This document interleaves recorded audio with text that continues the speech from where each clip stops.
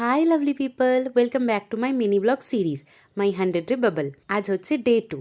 আজ হচ্ছে আমাদের দোকান পুজো আছে। আসলে বাপি অনেক দিন ধরেই ভাবছিল নিজের কিছু একটা বিজনেস স্টার্ট করবে, তো ফাইনালি সেটা স্টার্ট করে ফেলেছে। তো সেটার জন্যই আজকে দোকান পুজো হবে, ছোট করে হচ্ছে যদিও। তো সেখানে যাওয়ার জন্যই আমি রেডি হচ্ছি। মেকআপটা সেইভাবে কিছু করিনি, জাস্ট হালকা ফুলকা একটু মেকআপ করে নিয়েছি, আর তার সাথেই পিঙ্ক কালারের গাউনটা পরছি। এটা আমার খুব ভালো লাগে। অ্যাকচুয়ালি এটা আমার ফ্রেন্ডসটা আমার বার্থডেতে একসময় আমি গিফট করেছিল। তো দ্যাটস দ্য ফাইনাল লুক। কীরকম লাগছে দেখতে নিশ্চয়ই জানাবে আমাকে।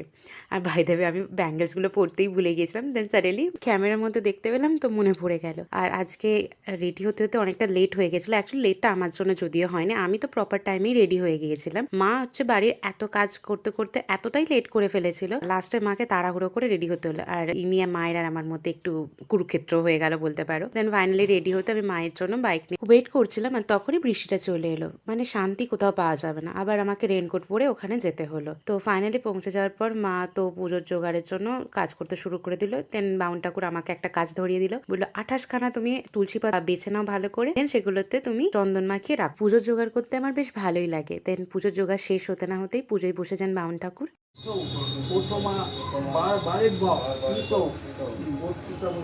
বাপিকে দিয়ে পুজো উৎসর্গ করানো হয়ে গেলে বাউন ঠাকুর নিজে আরতি শুরু করে দেন।